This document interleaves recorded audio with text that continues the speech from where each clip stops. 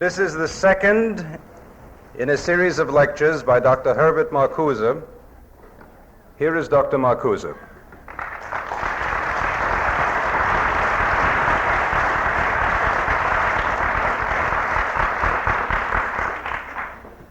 Last Tuesday, I tried to discuss with you some of the objective forces and tendencies in our society which may make for radical social change, and I tried to evaluate in very general terms the prospects of the radical opposition. Tonight, I will try to have a look at the human beings who are on the way or are supposed to be on the way working for radical social change. And I shall try to identify as well as I possibly can what is in their mind, well, I should almost say, and what is in their bodies, as you will see, because one thing I want to stress from the beginning.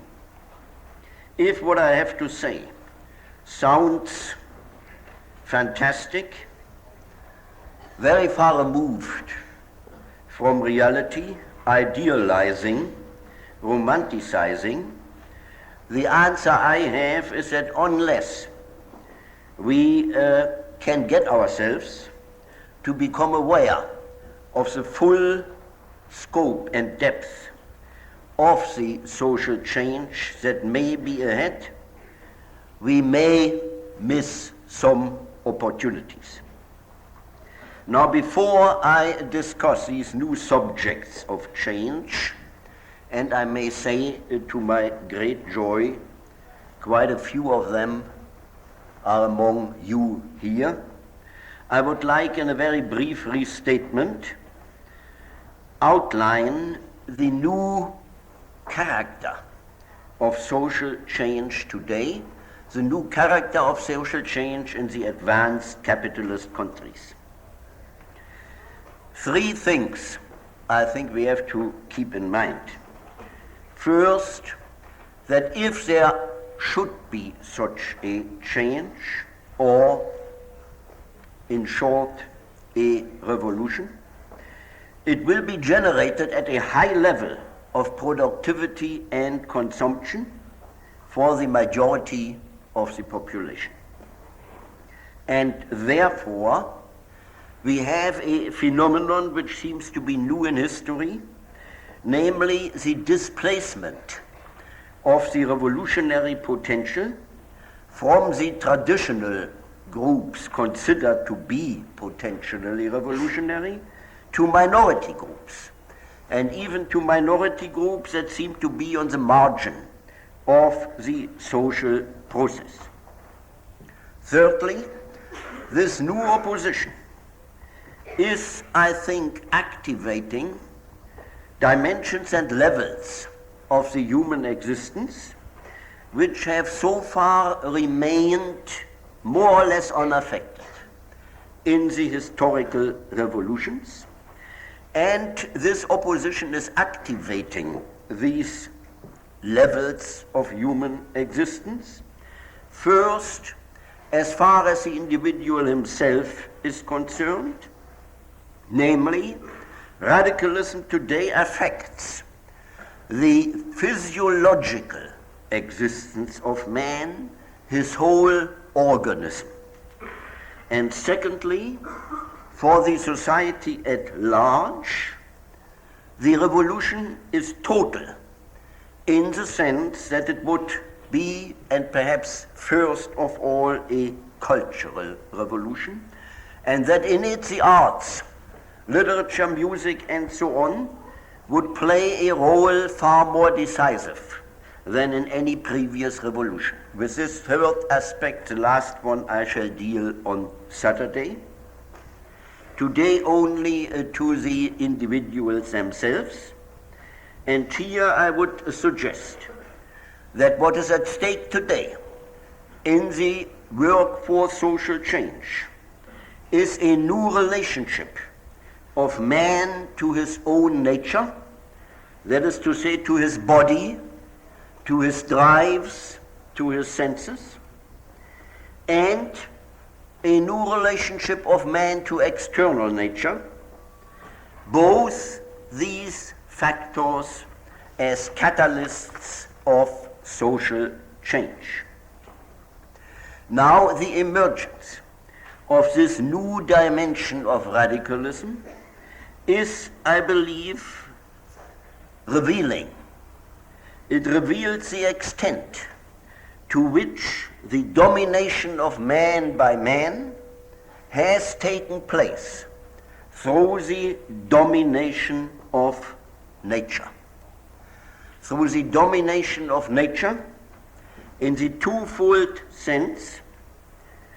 First, the scientific and technological control, the social control of man's own nature, the social control, the scientific social control of his drives and impulses, even of his unconscious, and this again in two main forms: the technological sublimation of aggressiveness, by which I mean that today the most violent, the most sweeping, the most inhuman acts of aggression hide the subject of aggression, because in these cases all you have to do is press a button or pull a lever and the thing will go and destroy I don't know how many square miles of foodstuff,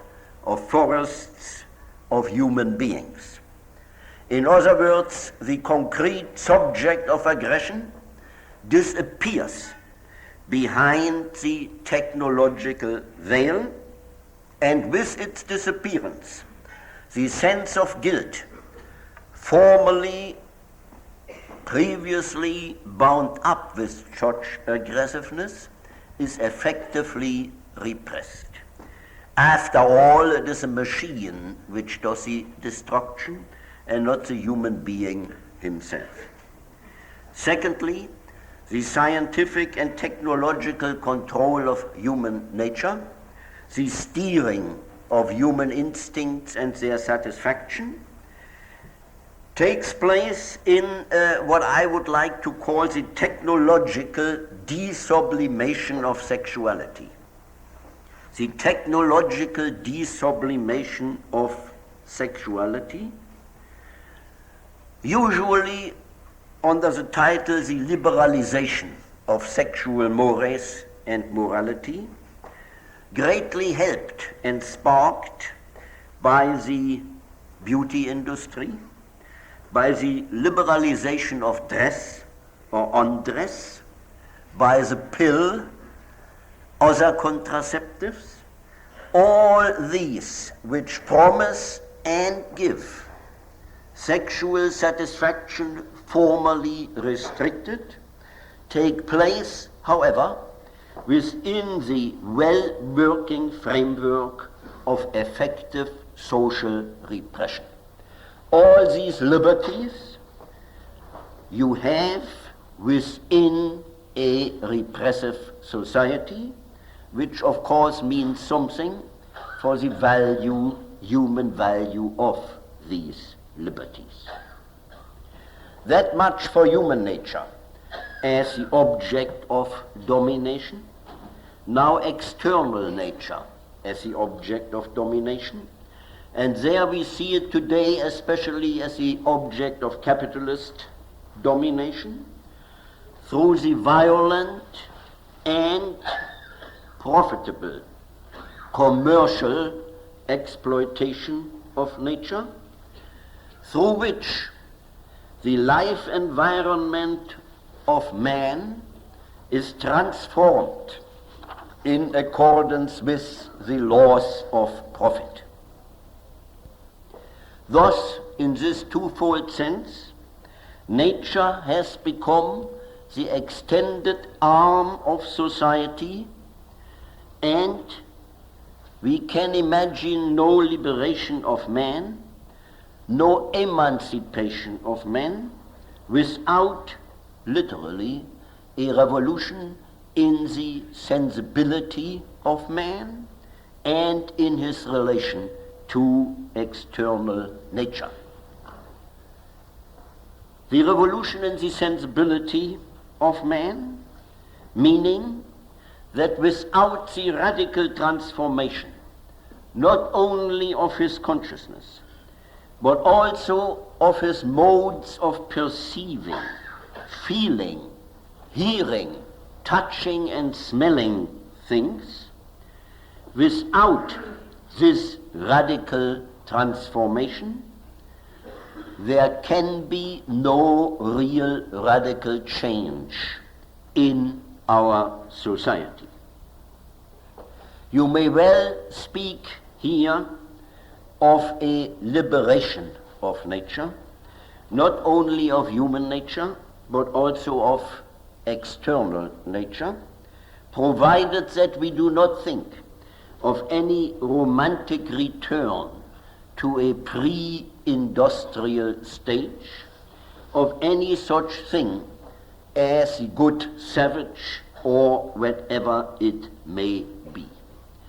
The essential relation between man and nature, which comes to the fore today, which comes to the fore in the changes that is going on in the very sensibility of man, in his impulses and drives, in his body, and not only in his mind, this essential relation between nature and freedom has been tabooed in the history of Western civilization, and it has to a great extent been relegated to the poetic imagination.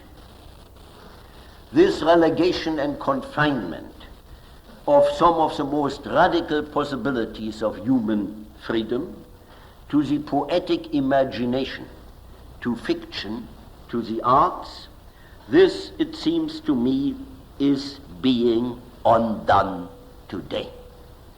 What is at stake is the uncovering of the roots of liberation in the mind and in the body of man. Or, in other words, a free society presupposes not only new institutions and new relationships of production, not only a break with the dominant rationality that has built these institutions and relations, but also with the basic experience of the world, a break with the familiar sense certainty we have acquired, a break with the manipulated needs and satisfaction to which we have become accustomed. And this break, this emergence of a new type of human being must take place prior to the construction of a new society, because otherwise the chances are that the old Adam is reproduced and that human beings carry over their own repression and their own aggressiveness into the new society. The question was raised on Tuesday: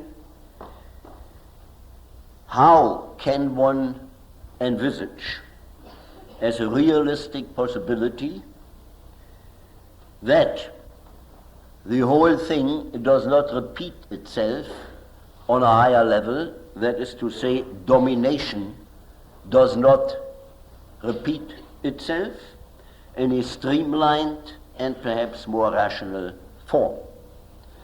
I can see only one way which may counteract this historical tendency, namely that the very men and women who are supposed to make the revolution and to work for it are already of a different type of human being, that has, as much as this is possible at all, discarded and emancipated himself from the repressive needs and satisfactions which are part and parcel of the established society. Now, the tendencies toward a new sensibility, which I would like to discuss today, can be summed up in the concept of emancipation of the senses. Emancipation of the senses. You probably know that this is a Marxian concept, that it has been developed at great length in the economic philosophical manuscripts of 1844, and it has usually been discarded by Marxists as belonging to the young Marx only, as an immature conception, which has been superseded and correctly superseded by the mature economic and political theory. Recently, this traditional interpretation has been corrected, and one has seen how much actuality, how much foresight, how much projection, realistic projection, is precisely in the writings of this period. And still these writings have, in my view, been read the wrong way. They have been read as the first inklings of what is called today a humanistic socialism, humanitarian socialism, as contrasted with the Stalinist construction of socialism. Now, I believe that the economic philosophical manuscripts have indeed to be reread, but reread not as a document of humanism, but as a document of a conception of socialism far more radical than the one that comes out in the later economic and political theory. And I hope I can at least give you a glance of it tonight. Marx speaks of the emancipation of the senses as the basis for a new rationality. He calls the senses practical. He calls them a productive force. In this respect, he discovers the aesthetic dimension as a political dimension. Some of you may know that I have tried to emphasize what has been happened to the word aesthetic and what is characteristic of the development of bourgeois civilization. It originally meant, I may repeat it very shortly here, it originally meant, that is to say, into the 18th century, pertaining to the senses. That is a meaning. Aesthetic as pertaining to the senses, to the sensibility of man, as contrasted with logic, as pertaining to the mind of man. Then in the 18th century, for reasons which I cannot discuss here, but in a very interesting way, the term aesthetic has been relegated to and restricted to the arts, to the dimension of the arts, literature, the visual arts, and so on. Now, the aesthetic dimension, as Marx rediscovers it in these writings, and as I will use a term now, goes back to the original meaning, namely pertaining to the sensibility of man, if you wish, the science of the sensibility of man, of his senses. I said the aesthetic dimension, in this sense, is a political dimension. The senses are potentially revolutionary forces, and they are revolutionary forces, especially under the conditions of contemporary capitalism, which depends for its further working on the constant mobilization, stimulation, and modification of human sensibility, of human sensuality. The merchandises, human as well as objects, the merchandises produced in the society must be stimulating to the senses. That is the capitalist aesthetics of today. Merchandises, stuff that has to be bought and sold, exchangeable stuff, but nevertheless highly stimulating and satisfying to the senses. Now, precisely, and I indicated that on Tuesday already, this constant stimulation of the sensibility of man required by the present stage of capitalism may well release forces which undermine the stability of the capitalist system. But instead of speculating further on it, let me come back to the Marxian conception, which implies far more than simply a de-sublimation of the human instincts, far more than mere instinctual liberalization, far more than the individual release of sensuality.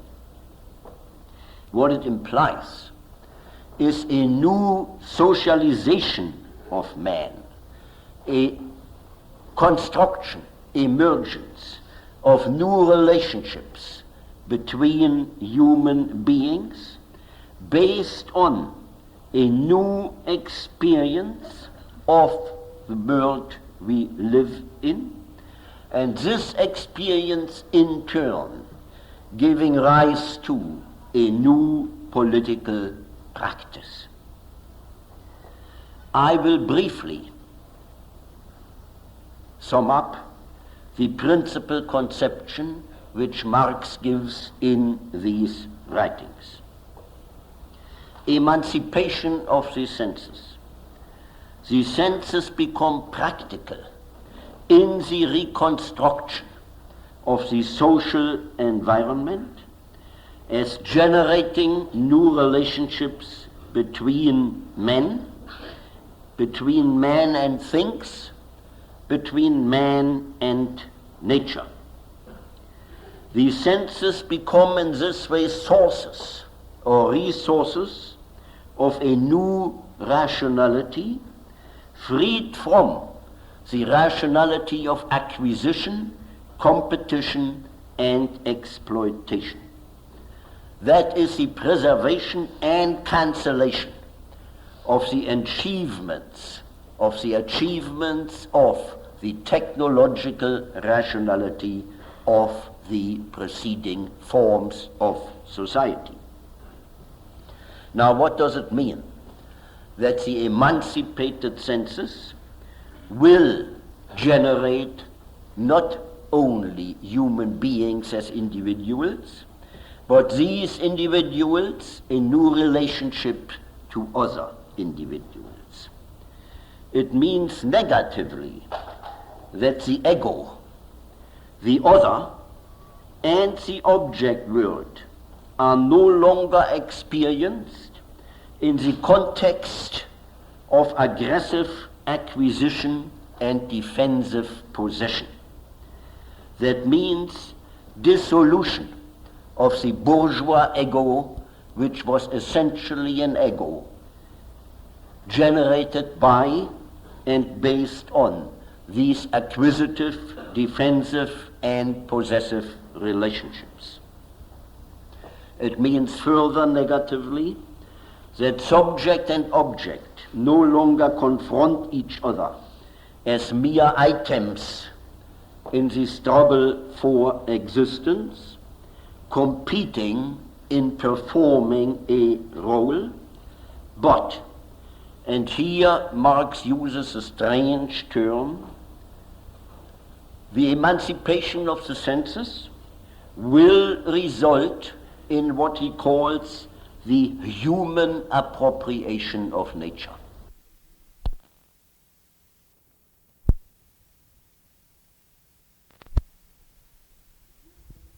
The human appropriation of nature.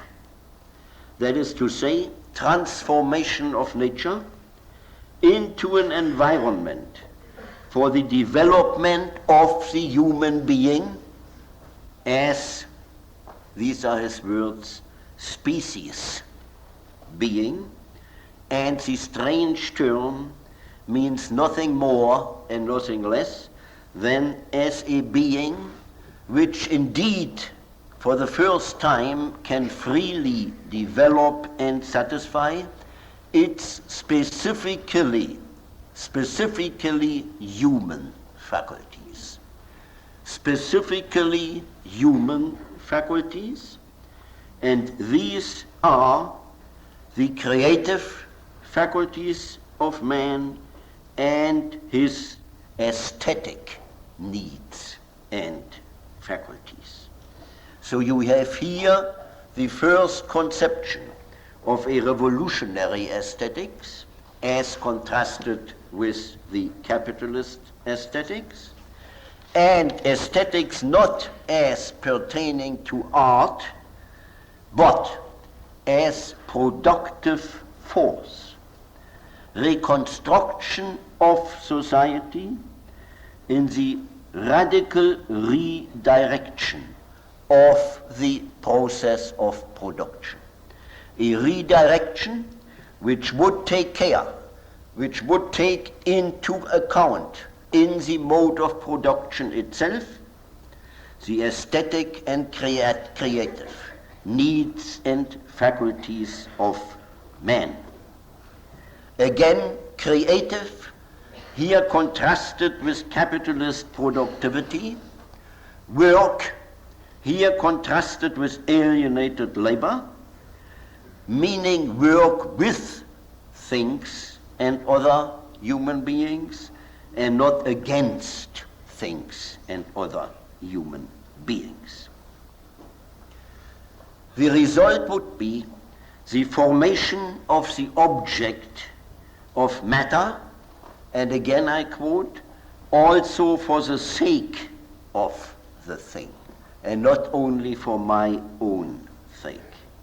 This is perhaps the most speculative, but also one of the most interesting conceptions of Marx, which goes way back into the history of Western thought, namely the assumption that there is such a thing as an objective freedom in nature, as counterpart and element of human freedom, namely a drive, a striving in matter, perhaps also in inorganic matter, to show, to display its inherent qualities, its own potentialities, to become what it can become without violence, without distortion, without being oppressed,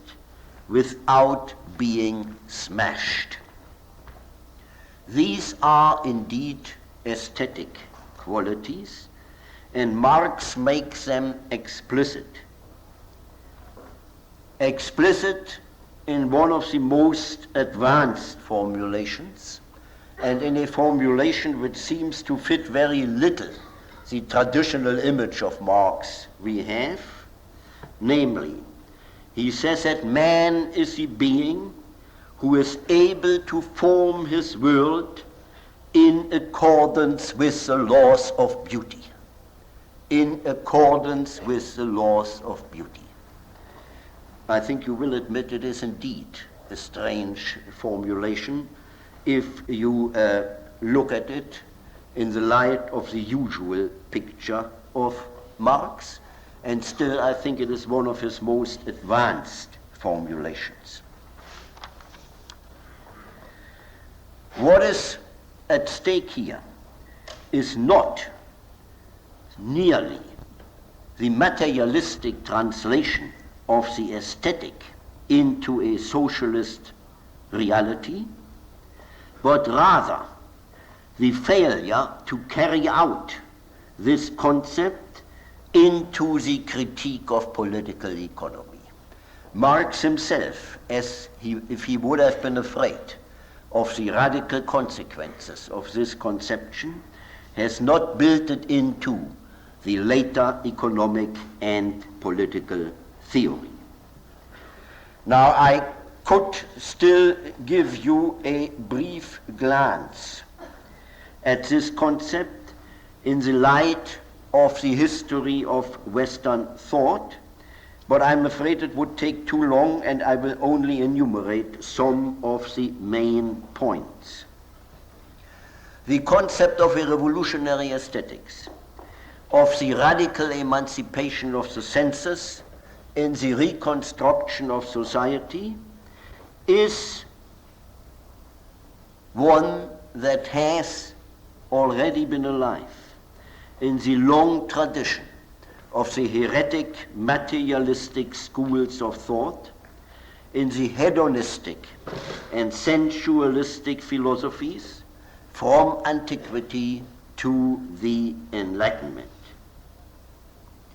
It is even compatible with Kant's aesthetic in the third critique, and it is perhaps most interesting, the materialistic reformulation of Hegel's concept of nature as objective spirit, as manifestation of the spirit.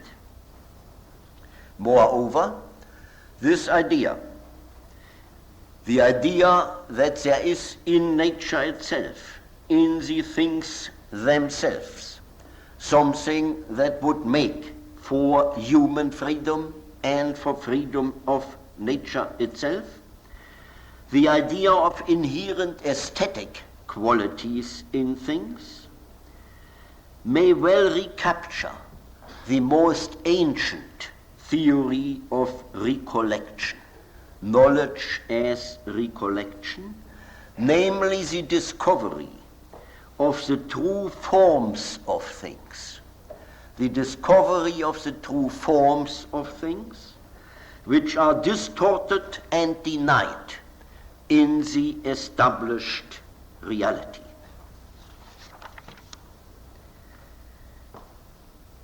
This conception, which places sensibility in the center of radical social change, desublimates the idea of freedom without abandoning the transcendent content of freedom, namely that it is not yet a reality, that it is still a historical and political goal.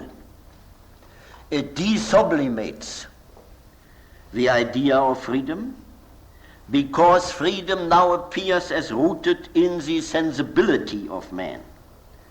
The senses do not only receive what is given, they are not only, as Kant believed, the basis for the epistemological construction of reality, but the senses may also serve as basis for the transformation, subversion of the established sensibility and for a rational organization of society.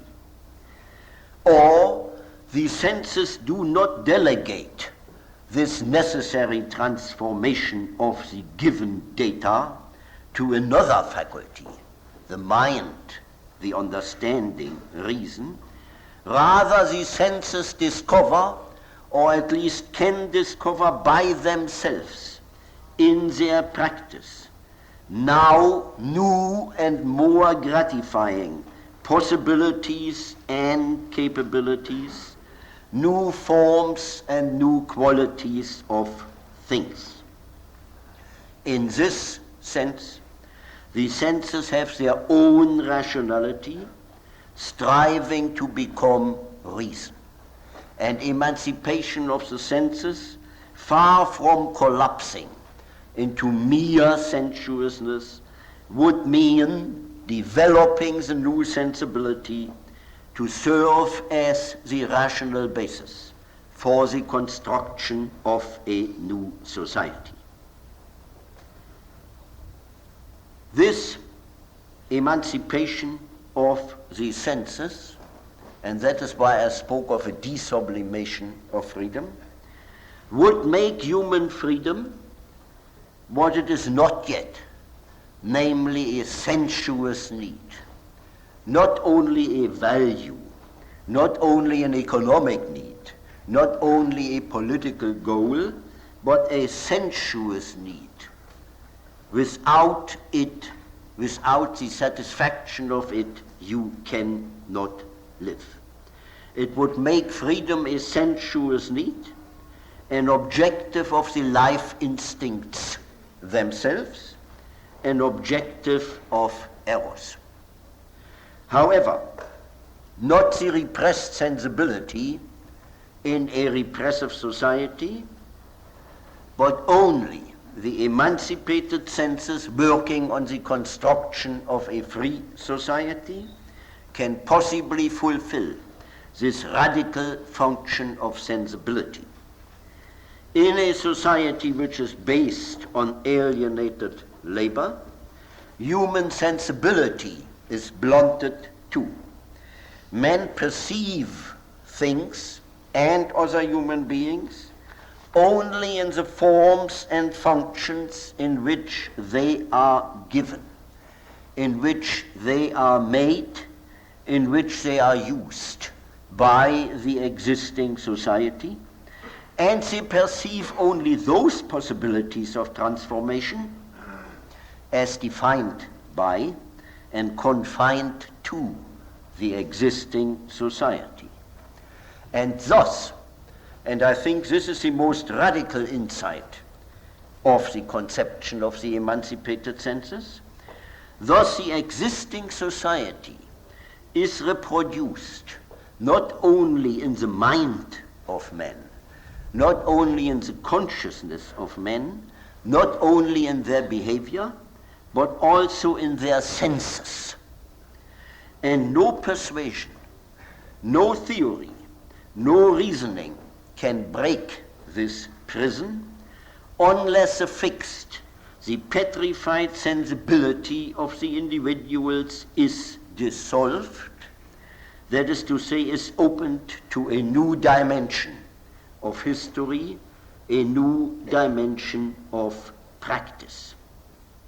Or, in other words, until the oppressive and submissive familiarity with the given object world is broken in what I like to call a second alienation, namely the methodical alienation from the alienated society. I should like to quote here the famous statement by Rimbaud, which is only too easily misunderstood today. He speaks of a dérèglement de tous les sens. Dérèglement de tous les sens as aesthetic and political principle, as radical aesthetic and political force. It is the same insight that only if a radical change in the sensibility of man takes place, is there a chance that a qualitatively different society can be created.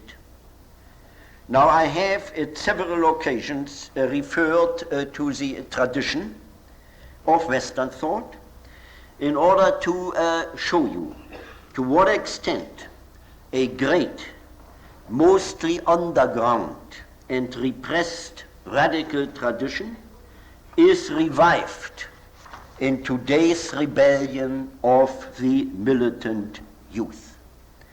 What appears easily as a revolt of a spoiled elite, as playful or violent disorder, as mere negation, without solid foundation and without goal, what easily appears as irrational protest is in fact, or let me say more carefully, can be, ought to be and should be rooted in one of the strongest foundations of radical change, namely the experience that repression and destruction are not only in the social institutions and in the social hierarchy, but also in the very instincts and senses of man, and that therefore the individuals themselves produce and reproduce constantly their own enslavement, their own aggression, their own ignorance, and that their life instincts have been consistently thwarted, weakened by the systematic mobilization of aggression in the defense of the established society. Consequently, no revolution is a revolution unless and until it brings about radical change not only in the social institutions, not only in the consciousness and mind of man, but also in his senses, in the instincts, in the bodies of man.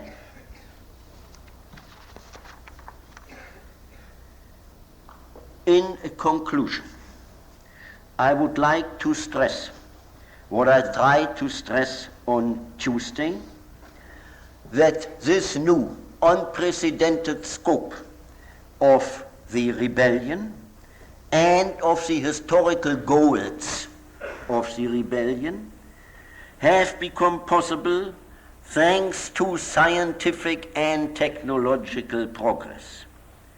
Thanks to scientific and technical progress, and also thanks to the terrible sacrifices brought by those who have fought suppression and injustice throughout the century. These unprecedented goals, unprecedented because for the first time in history we have the resources to attain them, are not attainable through better ways of adjustment. They are not attainable through private release and letting go. They are not obtainable through dropping out of politics. They are attainable only in a long and painful process of political education, in theory and in practice, in and outside the classroom, on the streets, on the media. I want to answer, anticipating it, one question very briefly. Is perhaps the present sweep of ecology an indication that this new sensibility is indeed on the march and that it is indeed already in the process of radically changing the world? Certainly, this sweep of ecology is indeed evidence for what I'm trying to say, or did try to say, namely to the extent to which nature, not only human nature but external nature, is rediscovered as a life environment of human freedom. But ecology today shares with all forms of oppositional activity the ambivalence of the whole, in which good and bad, strengthening and weakening of the establishment, are inseparably united. The idea of the emancipation of the senses, of a new sensibility, and of the transformation of nature in accord with the new sensibility is more and other than ecology. Certainly, the fight against pollution, noise, ugliness is good and even productive. However, at stake is not the beautification of the existing environment, but its total reconstruction. And this implies elimination of the sources of the far larger pollution, the mental and physical, the political pollution in the system itself. A clean and beautified general dynamics plant is still a general dynamic plant, producing the same stuff. And a clean hydrogen bomb is still a hydrogen bomb. And although it is good and vital to breathe cleaner air, it would still be the air of violence and exploitation on a global scale, unless and until the ecological praxis issues in political practice. And with this shift in the historical level of the protest, with this radicalization of the goals, the space, the dimension of the political practice is changing too. The struggle is not anymore fought in terms of parliamentary business, parties, votes, lobbies, whatever it may be, but it is waged from outside while within the establishment and in terms alien to the establishment. And here lies one of the dangers of this opposition. A danger which I just indicated is rooted in the deep ambivalence which all actions have in our existing society. Let me quote one of the young German radicals who said recently, "Each of us radicals is somehow infested, moronized, saturated, distorted by the goods and evils of the existing society." End quote.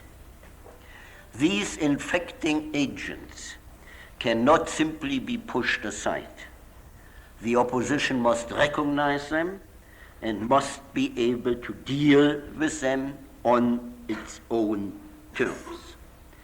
In one way or the other, however, the new values of a free, decent, and fair society with non-alienated relationships between individuals, these new goals must somehow show forth in the behavior of the nonconformists today, which from the beginning excludes any premature identification between personal and private release and social liberation.